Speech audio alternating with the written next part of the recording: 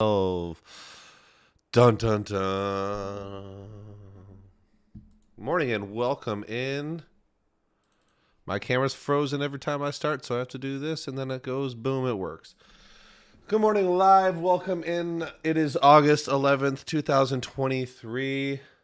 Last episode of Good Morning NASDAQ for the week. It's been a long, bumpy road through a lot of boring gappers, boring movers, boring news. We'll see if that changes today. In this episode of Good Morning NASDAQ, I welcome in my co-host, Michael Hudson. How are we doing over there? Hey, thanks for welcoming in. We're doing good. It's a fine Friday morning out here in Miami. The sun is out and it's also raining. Classic. Classic mix-up there in Florida. Classic Florida mix-up. Yeah. And we're doing well. Yeah, we're just trying to get through this week. I definitely should have stayed in Europe for at least a week longer, if not 3 weeks, because I got back to like just terrible market circumstances. But as always, that can change. And looking forward to next week because this week was pretty just boring. Doo-doo. I would have rather been on the beach in Mykonos. I would hope that you would.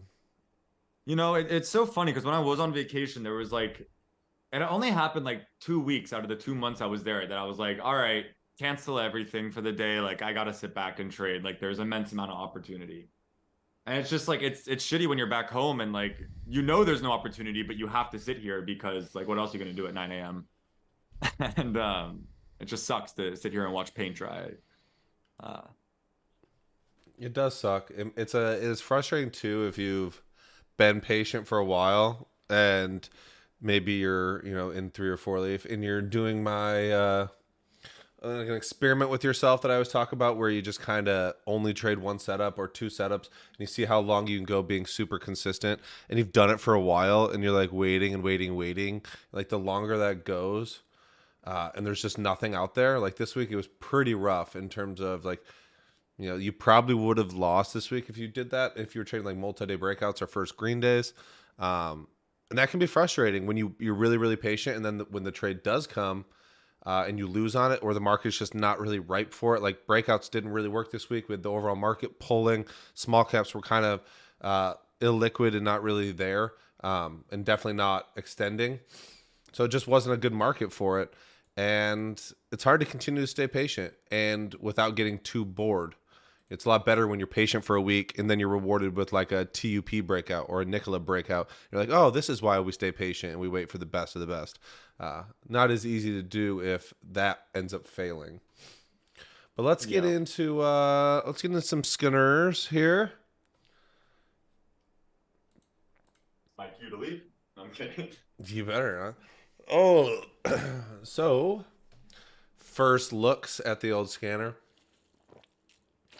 Not great. The biggest one I see is 38%. And that would be... Telesat? Huh? Telesat? TSAT. Oh. Whoa. What you got there? Pretty liquid, pretty rando chart. Let's play a game called Is the Flow Big? Because I think it is. 12 mil. Not bad. Communication Equipment Company. Telesat Corporation, a satellite operator, provides mission-critical communication solutions to broadcast enterprise and consulting consumers worldwide. So they're satellite-based serviced. I don't really see anything for dilution. They have money. It's kind of weird. There's like, it looks like the kind of dilution tracker page where, oh, sorry, I'm not even on it. It looks like the dilution tracker page of like a big cap that's like a real profitable company, but it's a 12 mil float. So not too much going on here. News.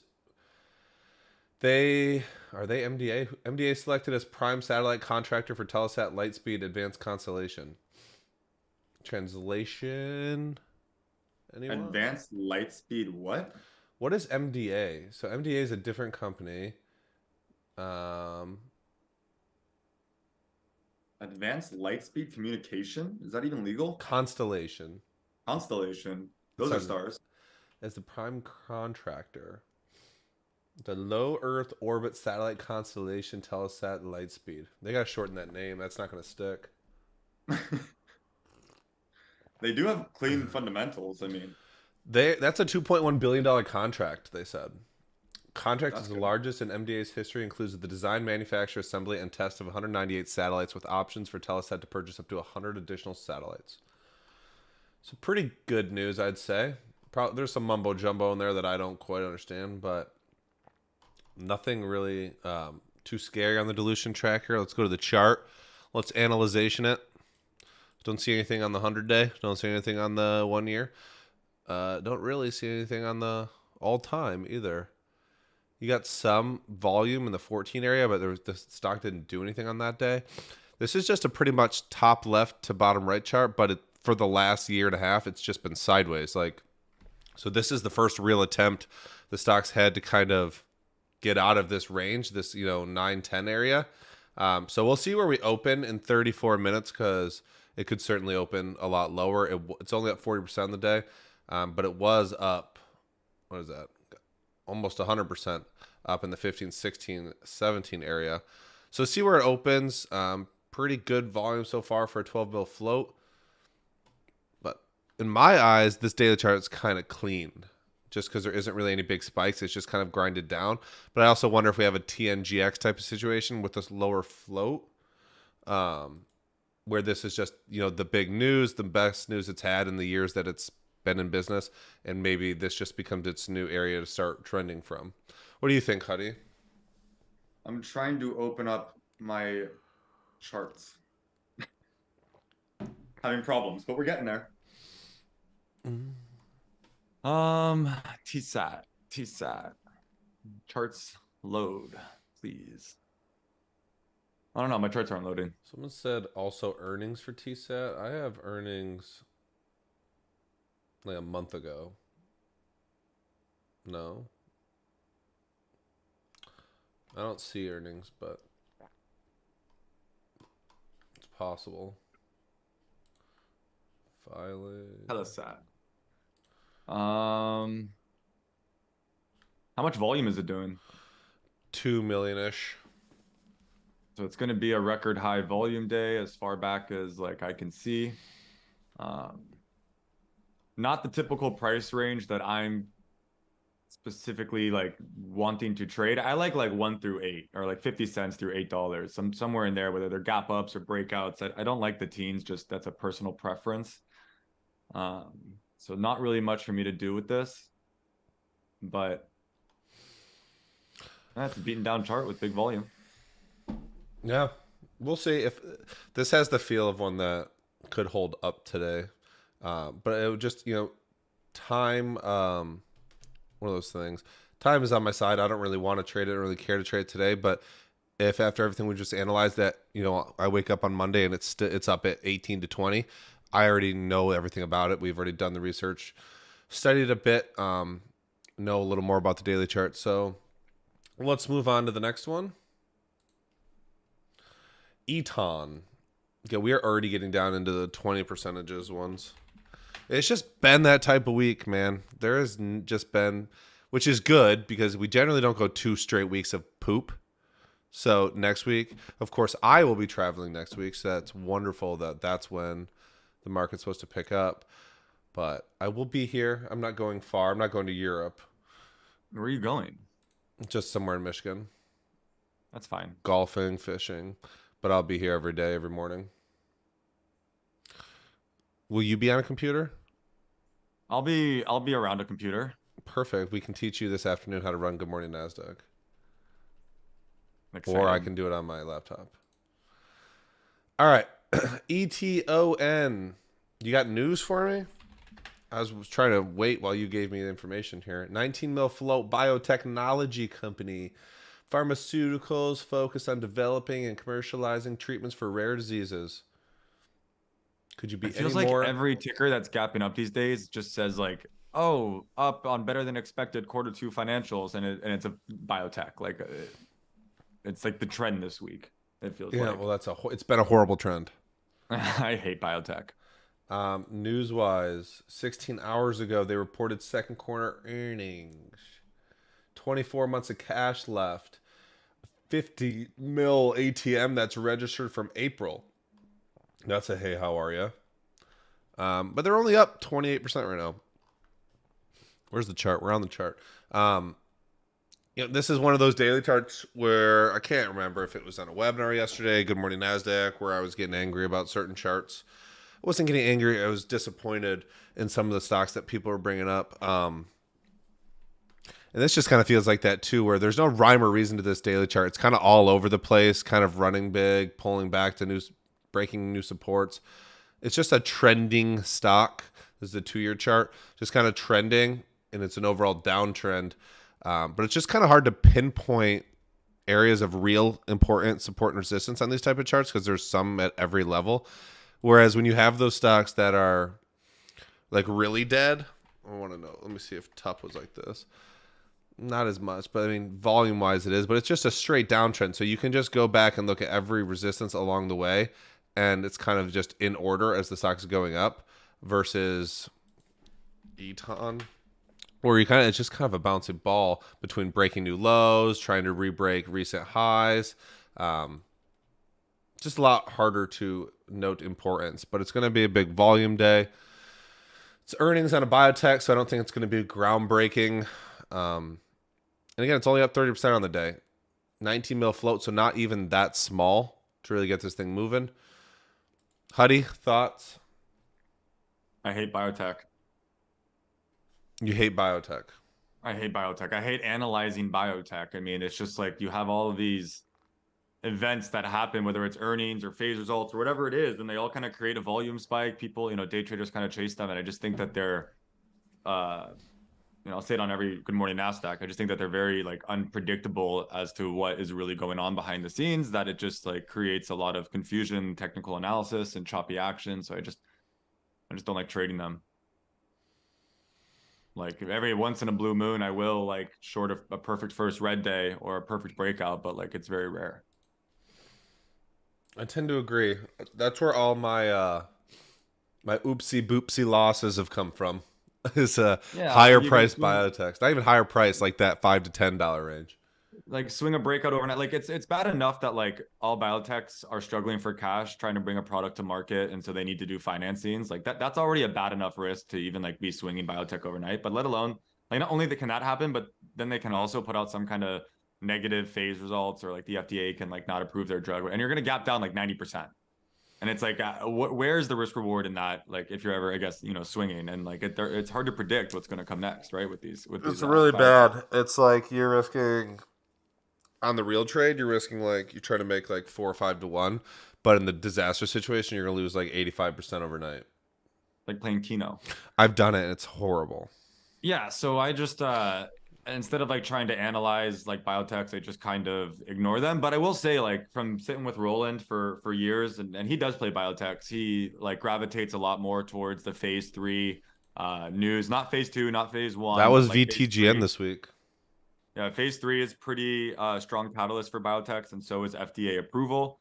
From what I learned from him, I still don't play them, but those would be the type of catalyst I'm looking at if I think that something might actually have staying power throughout the intraday.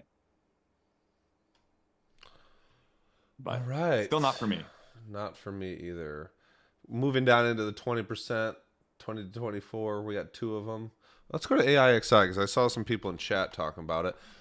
This is an interesting one. This one's kind of, I hate it because of Laptop Legend. This is one where this is basically all we've talked about since. When was the boot camp? The Phoenix one. March. Was it in March? Yeah. Yeah, that is. I was long in here. This is so there's more to the stock. If you look at the name Chow E Corp, there's more to the Great name. pronunciation. You probably been to China, haven't you? No. Wow, really? I've been in the Hong Kong airport, but that's about it. Let's go to here. It's not a real like type of stock we've normally been trading. This is a more manipulated kind of on the early stages of like the Chinese promotions that we saw a lot in 2022. And if you were at the last boot camp, Laptop Legend David Hanlon gave a fantastic presentation on companies like this and stocks like this and what to look for in the filings and how to find which ones are being manipulated. And, it was really fantastic.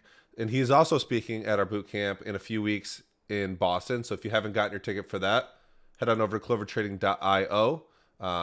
Link in the description. Also, I added trade. We have trade recaps. We now have 4 for sale where for each trade recap, you're just watching us trade. We record our screens, chop down into a full trade, and then go commentate over it and explain why we're doing what we're doing. If you've seen Trading Tickers, it's kind of like that with his live trades where he's just talking you through the trades. Where is he risking? Where is he entering? Where is his targets? When he wants to swing overnight? Why? And everything, the in-depths of all the patterns that we trade. So those are live now on the website as well for sale individually.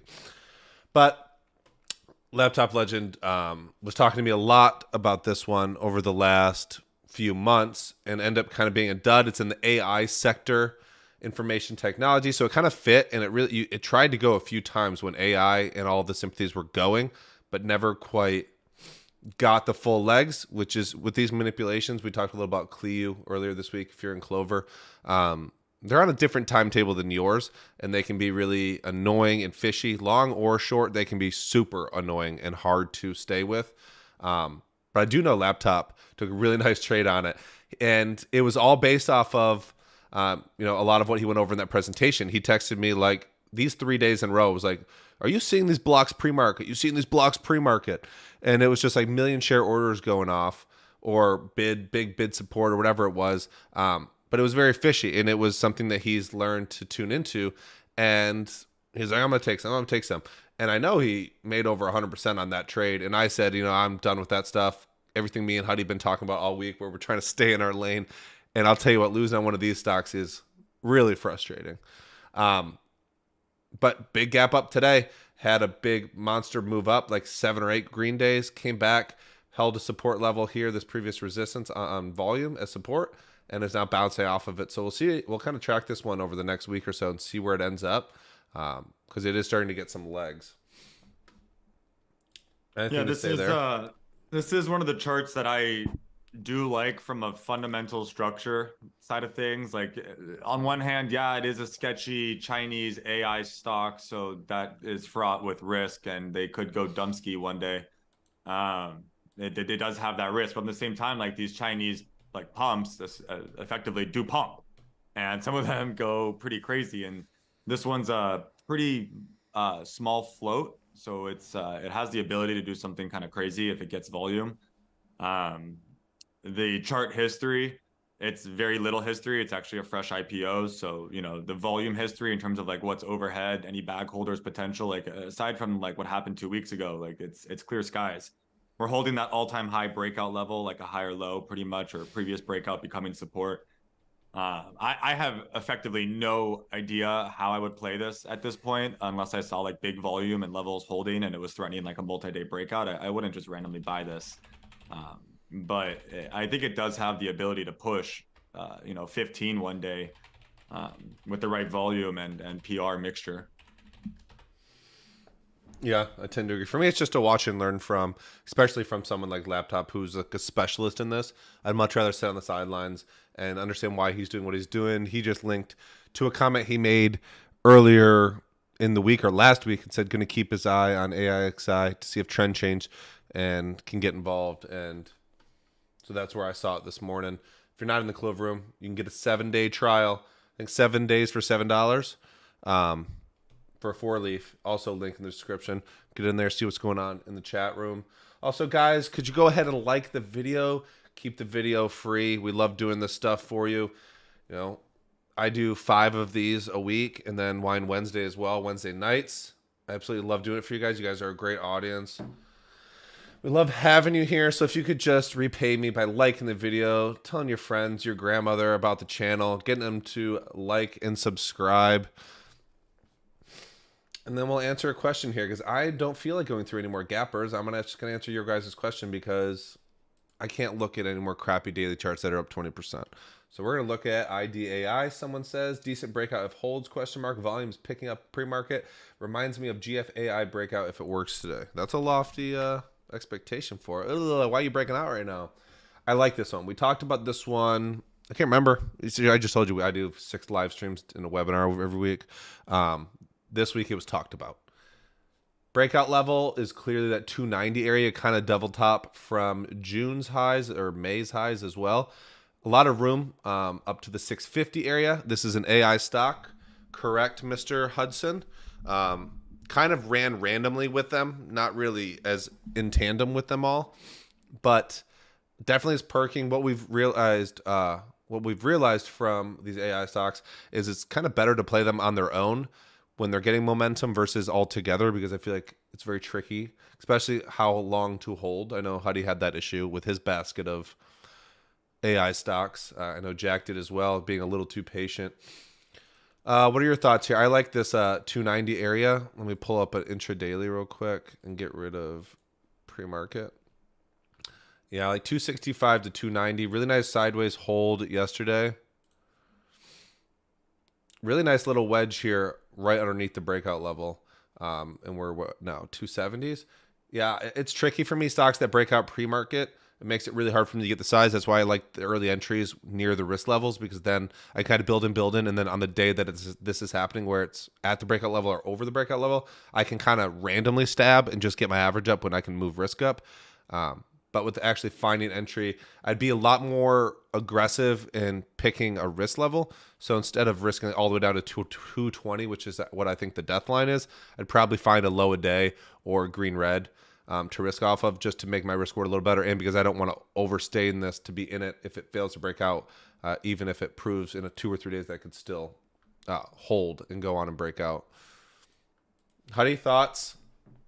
Yeah, so they had a Concerns? PR this morning. I don't know if you read it, but they had some kind of PR. It's pretty much like a low float, clean dilutive AI stock.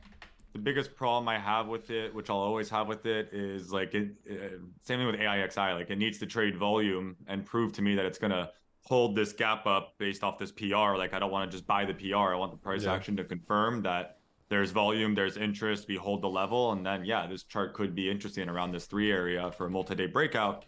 But it's not something I'm just rushing to buy. I really want to see, like, again, like that. The last day that topped out was 120 million shares, and then we did nothing but fade ever since. So it's got to prove to me that those bag holders aren't a thing, right? It's got to trade comparable volume. It's got to hold the level, and then maybe there's a support level within that action that I can risk off of and buy a perk through the highs or whatever it is if I want to buy the breakout. That's kind of what I would be thinking with IDAI. IDAI. Let's see.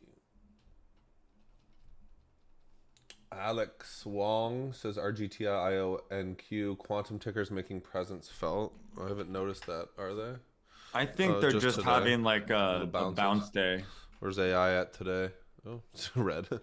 All right, last question, then we'll wrap her up for the week. NKTR. I'm on the wrong thing. Nectar Therapeutics, biopharmaceutical. You can talk about this one. This was your talking point yesterday in our webinar. Yeah, I mean, there's I like the chart. I'll kind of start there. Like, I do think this looks like a multi-day breakout chart. The volume history past this like 112 area, it's very little. What I don't like about it, huge knocks. The reason I'm not in it right now, it's a bigger share count. It's got a huge ATM. The volume is not comparable to the day that it broke out, although at least it's doing 10 million a day. So there's some pros here. There's some cons when I go through like my breakout checklist. Does it have a history of gapping? Well, not one that I can really see as of this moment. So it's not something that like I'm super excited about, but the daily chart is there. The best thesis that I could possibly think for this stock is that they need to hold a buck for 10 days for them to be compliant. So that might be what they're trying to do, meaning if there's like a support level at a buck that I can risk off of and maybe buy, it was either like 106 high day break yesterday or 112, the main breakout level. I'd probably be trying to hold it for as long as they're trying to hold a dollar to regain compliance. And I think that's a pretty weak thesis on top of the fact that I don't like the share count or the ATM. I lean towards not wanting to play it. And even further past that, like the way this stock moves, as Dom kind of mentioned, like, yeah, it has big percent gains, but it's not really like a volatile runner. So I think if I am to buy it, I have to kind of expect swing for as long as a dollar holds. Which, like, in this market environment, in this economy, like, I don't like swinging stocks, especially biotech, right? We already discussed that. So it's a tricky one. for me, like even if I bought a buck 12, like I wouldn't just imagine a buck 30 that day. I think it would chop around for a lot longer and maybe like do this grinding move. So it's probably, and yeah, again with that ATM, like it's probably a slower moving breakout with the share count, and so there could be a world where there's a profitable trade in here. It's just probably something that I'm going to ignore because there's too many. Like if you go through my multi-day breakout checklist, like there's too many things that that were present in TTOO and TUP and NKLA that aren't present here. So for that reason, it's like it makes me give it a lower grade. For those reasons, I'm out. Yeah. Yeah, But for the me, chart's nice. everything you said, I kind of agree with. I think sentiment is so important around this. Is something I never have taken enough consideration to. It was just like, it's a breakout, I'm buying. It's a short, I'm shorting. And now I'm starting to realize, through ignorance of having to sit there and listen to young gunner Jack Kellogg tell me, what are you doing this for? The market's down this much. What, did you see the weekly chart of the SPY? Breakouts shouldn't work. Do this pattern instead. So I'm trying to pay attention to that more. And like you said, swinging stocks, long, multi-day breakouts, going to be slower. Try to get in where I fit in. And right now it feels like that's probably not the place to get in where I fit in. And I don't really want to be trading that much dilution on a stock that I don't think has to do too much when the volume is dwindling. It would have to do a lot to get me to buy, and it would probably be because of an intraday above one, some sort of swizzle or something. All right, last question. What is the best trading laptop in your opinion? I don't even think Huddy has like a nice laptop. I think he has like a 12-year-old. I Old. have the best trading laptop. That's why I still have it. Sure. In my opinion, I use the LG Gram. Because I think it's super lightweight. It's lasted me so far. Roland gave it to me back in 2017, I think. So it's lasted me like a good amount of time. And yeah, at this point, the battery life isn't great. And sometimes the mouse double clicks, and that's kind of annoying, or the trackpad, which is why I have a mouse. And I'm using it right now. Like I use it almost every day. This isn't my home setup. I'm in Miami at my girlfriend's house. Like my home setup is in LA and Arizona. So I use it out here. And it works fine. I love traveling with it. Like it's super lightweight. I don't know. If the LG Gram 2 is coming out apparently, and it's getting like a lot of press randomly. Shut I up. swear. One of my TikTok videos are going crazy when I like did this whole video on like the LG Gram. Like it just started popping off because the LG Gram 2 is like just getting a lot of talk and chatter.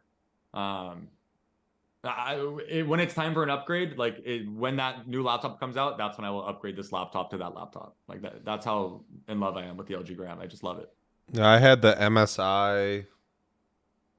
I don't know what the name of them are. There are so many now. It used to matter. It used to be, I feel like MSI was the best. I hated the MSI. I absolutely loved it. Shit was so clunky. No, mine was so little and compact. Bro, yours broke.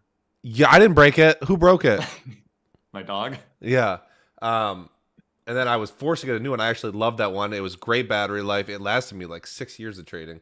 And then I most recently just got, because I only use it when we go to boot camps and stuff and travel, the Asus Zephyrus or something, which is really tight and compact. And they all do the same thing, guys, nowadays. They used to be a lot slower. Now any gaming laptop will get you there. And they generally make gaming laptops pretty cheap. You can probably get them right around $1,000 now, or find a used one.